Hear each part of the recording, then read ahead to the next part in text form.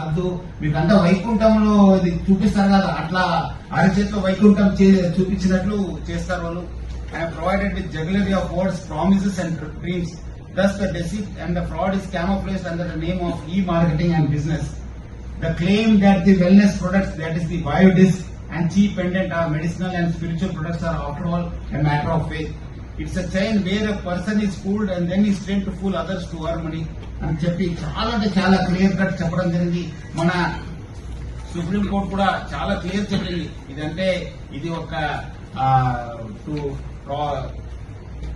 Kurian Chacko versus state of కేరళలో చాలా ఇది ఒక మ్యాథమెటికల్ ఇంపాసిబిలిటీ. డబ్బులు సంపాదిస్తారు ఈ ఒక స్కీమ్ ద్వారా అనేది ఇట్స్ ఇంపాసిబుల్, మ్యాథమెటికల్ ఇంపాసిబిలిటీ. ఎవరు కూడా డబ్బులు సంపాదించరు.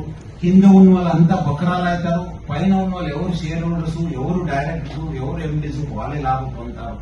కింద ఉన్న వాళ్ళందరూ కూడా బకరా. చాలా క్లియర్ కట్ చెప్పింది. Paul can be rob to pay petrol. ఒకరిని దొంగిలించి ఇంకోటి వాళ్ళకి డబ్బులు ఇవ్వడం.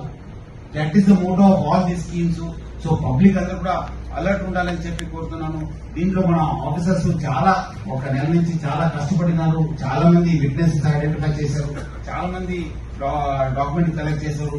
సిట్ చాలా బాగా పనిచేసింది. ఇది ఇంకా ఇన్వెస్టిగేషన్ కంటిన్యూ కావడం జరుగుతుంది. ఇంకా చాలా మంది మనకు వచ్చి కంప్లైంట్ ఇవ్వడం జరుగుతుంది. చాలా మంది విట్నెస్ ఇస్తున్నారు. మనం కూడా వేరే కన్సర్న్డ్ డిపార్ట్మెంట్స్ కూడా అలర్ట్ చేశాను.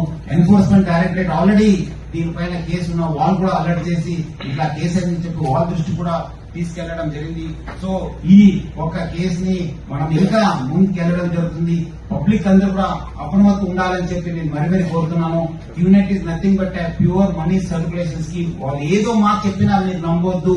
ఎవరో వచ్చి మీకు బిజినెస్ ఆపర్చునిటీ ఉంది, మీరు సెకండ్ ఇన్కమ్ చేసుకోవచ్చు, మీరు ఏం లేదు ఒకరి నుంచి ఒకరు జాయిన్ చేస్తే అవుతుందని చెప్పి మీరు చెప్తే నమ్మొద్దు. అట్లానే మీకు లోన్ ఇప్పించి మీకు ఇన్వెస్ట్మెంట్ చేపిస్తారంటే కూడా నమ్మొద్దు. లేదంటే చాలా మంది మోసపోతారు. ఉన్న ఇన్కమ్ అంతా వాళ్ళు వచ్చే శాలరీ అంతా ఈ ఒక ఇంట్రెస్ట్ కోసమే సరిపోతుంది.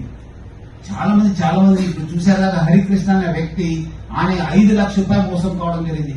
ఆయన కూడా ఏం కంపెనీ ఆయన ఏం చెప్పలేదు, ఏ కంపెనీకి చెప్పలేదు. తర్వాత తెలిసిన దానికి ఇది ఒక క్యూనెట్ కంపెనీ, ఇది ఇట్లా నడుస్తుందని చెప్పి ఆయనకు అది ఆయనకు మనసుకి ఒప్పుకోలేదని మళ్ళీ వేరే వాళ్ళకి ఎట్లా మోసం చేస్తారని చెప్పి చివరిగా ఆయన ప్రాణం త్యాగం చేయాల్సి వచ్చింది.